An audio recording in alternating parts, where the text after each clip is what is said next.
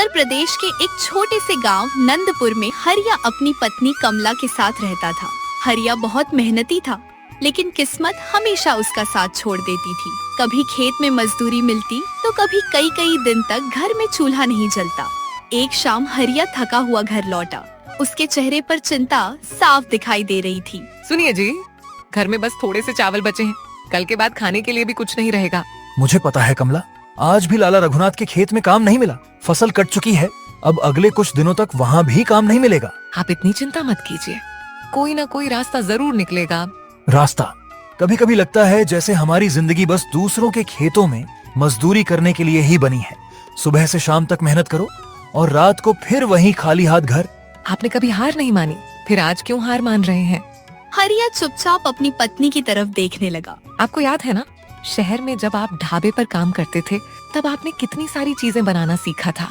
हाँ, लेकिन उसका यहाँ क्या फायदा? फायदा क्यों नहीं होगा, आपने वहीं गोभी मंचूरियन बनाना सीखा था ना। हरिया के चेहरे पर अचानक उम्मीद की एक छोटी सी किरण दिखाई दी। हाँ, गोभी मंचूरियन। हरिया को कई साल पहले का वह समय याद आ गया जब वह शहर के एक मशहूर चाइनीज स्टॉल पर काम करता था। वहाँ उसने गोभी मंचूरियन बनाना सीखा था। कमला, तुमने मेरे दिमाग में एक बात डाल दी है। अगर मैं गांव में गोभी मंचूरियन का ठेला लगाऊं तो फिर लगाइए ना। लेकिन गांव में कौन खाएगा ये सब? यहाँ लोग तो आज भी नमक रोटी खाकर गुजारा कर लेते हैं। लोग नई चीज देखकर पहले हंसते हैं, फिर वही चीज पसंद आने लगती है। आपने कस्बे में देखा नहीं, लोग चाट, समोसा और चाउमीन खाने के लिए लाइन लगाते हैं। बात तो तुम्हारी सही है, लेकिन शुरुआत करने के लिए पैसे कहाँ से आएंगे? कमला कुछ देर चुप रही। घर में आपकी पुरानी साइकिल है और कुछ पीतल के बर्तन भी हैं। उन्हें बेच दूं? अगर वही चीज हमारे भविष्य की शुरुआत बन सकती है तो क्यों नहीं।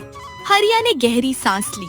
ठीक है कमला, अब मजदूरी के भरोसे नहीं बैठूंगा, कुछ अपना करूंगा। अगली सुबह हरिया अपनी पुरानी साइकिल और कुछ बर्तन लेकर कस्बे के बाजार पहुंचा। उन चीजों को बेचते समय उसकी आंखों में पुरानी यादें थीं, लेकिन दिल में एक नया सपना था। कुछ पैसे इकट्ठा होने के बाद वह पुराने ठेलों की दुकान पर पहुंचा। अरे हरिया, आज इधर कैसे? मोहन भाई, एक छोटा सा ठेला चाहिए। ठेला? हाँ, अब किसी के खेत में मजदूरी करने के बजाय अपना काम शुरू करना चाहता हूँ। लेकिन गांव में ठेला लगाकर क्या बेचोगे? गोभी मंचूरियन। मोहन हंसने लगा। अरे भाई, गांव वाले गोभी की सब्जी खाते हैं, ये मंचूरियन कौन खाएगा? खाएंगे या नहीं, ये तो कोशिश करने के बाद ही पता चलेगा। मोहन ने हरिया की बात सुनकर उसे एक पुराना लेकिन मजबूत लकड़ी का ठेला दिखाया। हरिया ने अपनी जमा पूंजी से वह ठेला खरीद लिया। इसके बाद उसने गोभी, मैदा, कॉर्नफ्लोर, मसाले, सॉस, तेल और बाकी जरूरी सामान खरीदा। रात को हरिया और कमला दोनों ने मिलकर ठेले को साफ किया। कमला ने पुराने कपड़े से ठेले को चमकाया और हरिया ने चूल्हा ठीक किया। ये सफेद कपड़ा मैंने धोकर रखा है, इसे ठेले पर बिछा दीजिए। कमला, तुमने मेरे लिए बहुत कुछ किया है। बस एक बात याद रखिएगा, काम चाहे छोटा हो या बड़ा, चेहरे की मुस्कान छोटी मत होने देना। हरिया मुस्कुरा दिया। कल मेरी असली परीक्षा है। अगर पहली बार में कुछ प्लेटें भी बिक गईं, तो समझूंगा कि हमने सही फैसला लिया। अगली सुबह सूरज निकलते ही हरिया अपना ठेला लेकर गांव के मुख्य चौराहे पर पहुंच गया। चौराहे के पास एक विशाल बरगद का पेड़ था। वहीं लोग अक्सर बस का इंतजार करते और आपस में बातें करते थे। हरिया ने ठेला लगाया और अपना हाथ से बनाया हुआ बोर्ड सामने रख दिया। बोर्ड पर लिखा था, हरिया का स्पेशल गोभी मंचूरियन। कुछ ही देर में लोग वहां आने जाने लगे।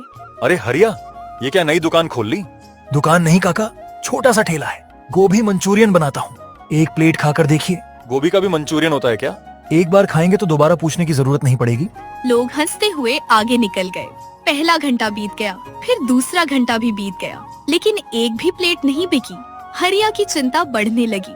हे भगवान, कहीं कमला गलत तो नहीं सोच रही थी। तभी एक युवक वहां आकर रुक गया।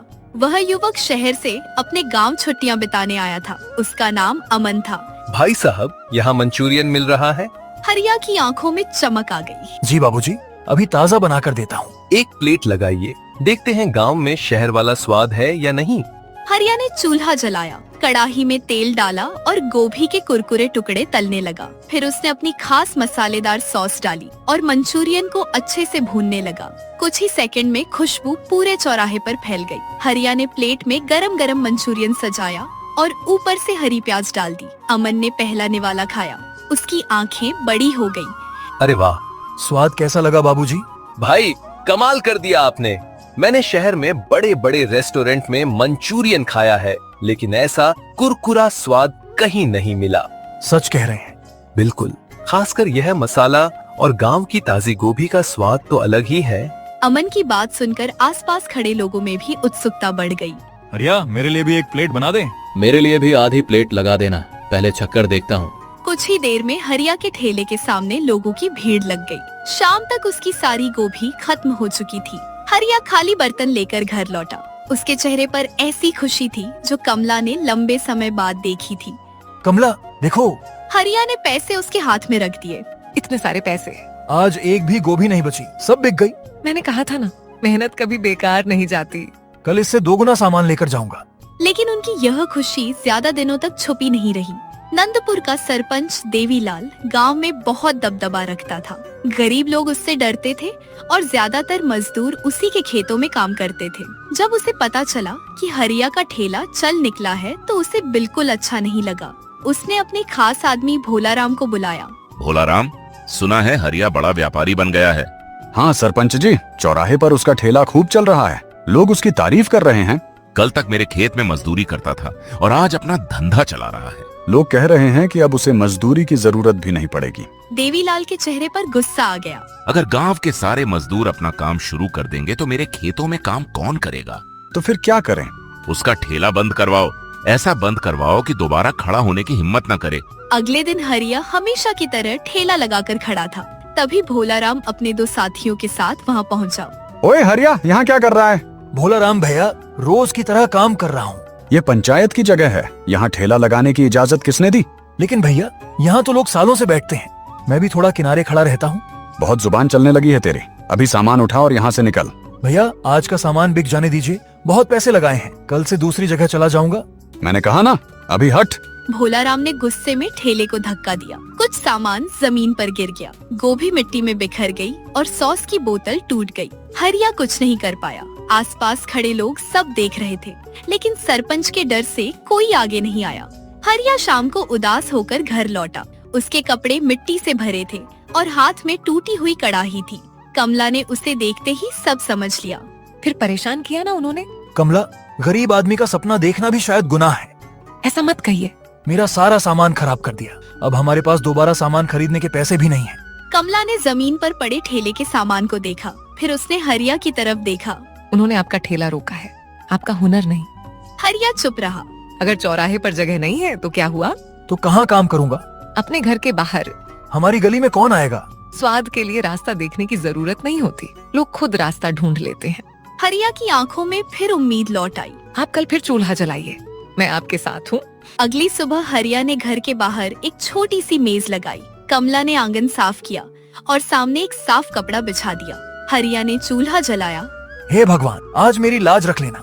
वह गोभी काटने लगा, लेकिन काफी देर तक कोई ग्राहक नहीं आया। तभी अमन वहाँ से गुजर रहा था। उसने हरिया को घर के बाहर देखा और तुरंत रुक गया। अरे हरिया भाई, आप यहाँ? क्या बताऊं बाबूजी, चौराहे से हटा दिया गया। अब यहीं से छोटा सा काम शुरू किया है, लेकिन यहाँ कोई आता ही नहीं। आप बस खाना बनाइए, ग्राहक लाना मेरा काम। अमन ने तुरंत अपने दोस्तों को फोन किया। सुनो सब लोग, जिस मंचूरियन की मैंने कल तारीफ की थी वो आज हरिया भाई के घर पर मिल रहा है, जल्दी आओ। धीरे धीरे 4-5 युवक वहाँ पहुँच गए। मंचूरियन की खुशबू पूरी गली में फैलने लगी। कुछ देर बाद पड़ोस के लोग भी बाहर निकल आए। अरे हरिया, हमें भी 2 प्लेट देना। चौराहे पर तो तुम्हारा ठेला नहीं दिखा था, पता चला घर पर शुरू कर दिया है। हाँ काका, जगह बदल गई है, स्वाद नहीं। उस दिन हरिया ने चौराहे से भी ज्यादा कमाई की। अब लोग खास तौर पर उसकी गली में आने लगे। कुछ लोग खाने के लिए आते तो कुछ अपने घर के लिए पैकेट लेकर जाते। हरिया और कमला की जिंदगी धीरे धीरे बदलने लगी। लेकिन सरपंच देवीलाल को जब इसकी खबर मिली तो उसका गुस्सा और बढ़ गया। भोलाराम, तूने कहा था हरिया का काम बंद हो जाएगा। सरपंच जी, हमने चौराहे से तो हटा दिया था, लेकिन वह घर से काम करने लगा। अब तो लोग उसके घर के बाहर लाइन लगाते हैं। देवीलाल कुछ देर सोचता रहा। कल गांव के पास बड़ा मेला लगने वाला है, हरिया वहां जरूर जाएगा। इस बार ऐसा खेल खेलेंगे कि लोग उसके हाथ का खाना देखना भी पसंद नहीं करेंगे। अगले दिन गांव के पास बड़ा मेला लगा। चारों तरफ दुकानें, झूले और खाने पीने के स्टॉल लगे हुए थे। हरिया ने भी वहाँ अपना स्टॉल लगाया। कमला भी उसके साथ थी। आज तो बहुत भीड़ है, अगर आज काम अच्छा रहा तो हम एक बड़ा ठेला खरीद सकते हैं। मुझे भरोसा है आप कर लेंगे। हरिया ने चूल्हा जलाया, कड़ाही में गोभी तलने लगा। कुछ ही मिनटों में खुशबू पूरे मेले में फैल गई। भाई एक प्लेट मंचूरियन देना। मेरे लिए 2 प्लेट। हरिया लगातार काम कर रहा था, लेकिन भीड़ के बीच सरपंच का एक आदमी चुपके से उसके स्टॉल के पास पहुंचा। हरिया जब पीछे सामान लेने गया तब उसने मौका देखकर सॉस की बोतल में एक खराब और बेहद तीखी चीज मिला दी। दूर खड़ा भोलाराम यह सब देख रहा था। अब देखता हूँ कौन इसकी तारीफ करता है। हरिया को साजिश की कोई जानकारी नहीं थी। उसने वही सॉस डालकर कुछ प्लेटें तैयार कर दी। एक ग्राहक ने पहला निवाला मुंह में रखा। अचानक उसका चेहरा बिगड़ गया। ये क्या खिला दिया? क्या हुआ बाबूजी? बहुत कड़वा और तीखा है। तुम लोगों को खराब खाना खिला रहे हो। भीड़ जमा होने लगी। अरे भाई, ये क्या कर दिया? हरिया, हम तो तुम्हारे स्वाद की तारीफ सुनकर आए थे। हरिया घबरा गया। नहीं बाबूजी, मैं हमेशा ताज़ा सामान इस्तेमाल करता हूँ। मैं किसी को खराब खाना क्यों खिलाऊंगा? तभी भोलाराम भीड़ से आगे आया। अब क्या सफाई दे रहा है? ज्यादा मुनाफे के चक्कर में सस्ता सामान इस्तेमाल किया होगा। हरिया की आंखों में आंसू आ गए। तभी अमन वहाँ पहुँच गया। रुकिए, बिना जांचे किसी को दोष मत दीजिए। अमन ने सॉस की बोतल उठाई। उसने बोतल को ध्यान से देखा। ये बोतल कुछ अलग लग रही है। उसकी नजर पास खड़े एक आदमी के हाथों पर गई। उसके हाथ पर काले रंग का चिकना पदार्थ लगा हुआ था। तुम्हारे हाथ पर ये क्या लगा है? आदमी घबरा गया। कुछ नहीं, मैं तो ऐसे ही खड़ा था। झूठ मत बोलो, मैंने तुम्हें थोड़ी देर पहले हरिया के स्टॉल के पीछे देखा था। आदमी चुप हो गया। अगर सच नहीं बताया तो अभी पुलिस को बुलाता हूँ। डर के कारण आदमी कांपने लगा। मुझे माफ कर दो, मुझसे गलती हो गई। भीड़ में सन्नाटा छा गया। किसने कहा था ऐसा करने के लिए? आदमी ने डरते हुए भोलाराम की तरफ देखा। भोलाराम ने, उसी ने मुझे पैसे दिए थे। उसने कहा था कि सॉस में खराब तेल और बहुत तीखी चीज मिला दो, ताकि लोगों को लगे कि हरिया खराब खाना बेचता है। लोगों को पूरी सच्चाई समझ आ गई। भोलाराम पीछे हटने लगा। अरे ये तो सीधी साजिश थी। गरीब आदमी की मेहनत से इतनी जलन। हरिया से माफी मांगो। भोलाराम वहाँ से भाग गया। जिस भीड़ ने कुछ देर पहले हरिया को गलत समझा था, वही भीड़ अब उसके साथ खड़ी थी। हरिया भाई, हमें माफ कर देना। हमने बिना सोचे तुम पर शक किया। कोई बात नहीं भैया, बस आगे से बिना सच जाने किसी पर भरोसा मत तोड़ना। मैंने पहले ही कहा था हरिया भाई, आपका स्वाद दूर तक जाएगा। हरिया मुस्कुरा दिया। मेले की घटना के बाद हरिया की लोकप्रियता और बढ़ गई। अब आसपास के गांवों से भी लोग उसका मंचूरियन खाने आने लगे। कुछ महीनों में हरिया ने एक छोटी सी दुकान किराए पर ले ली। उस दुकान का नाम रखा गया हरिया स्वादिष्ट मंचूरियन सेंटर। अब हरिया अकेला काम नहीं करता था। उसने गांव के 2 बेरोजगार युवकों को भी अपने साथ काम पर रख लिया। कमला दुकान का हिसाब संभालती थी। एक दिन हरिया दुकान पर बैठा था, तभी लाला रघुनाथ का आदमी वहाँ आया। हरिया भाई, लाला जी ने घर के लिए 4 प्लेट मंचूरियन भेजने को कहा है। अच्छा ठीक है, अभी तैयार कर देता हूँ। आदमी चला गया। देखा समय कैसे बदलता है। हाँ कमला, कल तक जिनके खेत में काम मांगने जाता था, आज उनके घर मेरे हाथ का खाना जा रहा है। क्योंकि आपने हार नहीं मानी। नहीं, क्योंकि तुमने मुझे हारने नहीं दिया। हरिया ने अपनी मेहनत, हुनर और पत्नी कमला के भरोसे से अपनी जिंदगी बदल दी। उसने यह साबित कर दिया कि इंसान की गरीबी उसके सपनों से बड़ी नहीं होती। अगर मेहनत सच्ची हो, इरादा साफ हो और मुश्किल समय में साथ देने वाला कोई अपना हो, तो बंद रास्तों के बीच भी एक नई राह निकल आती है।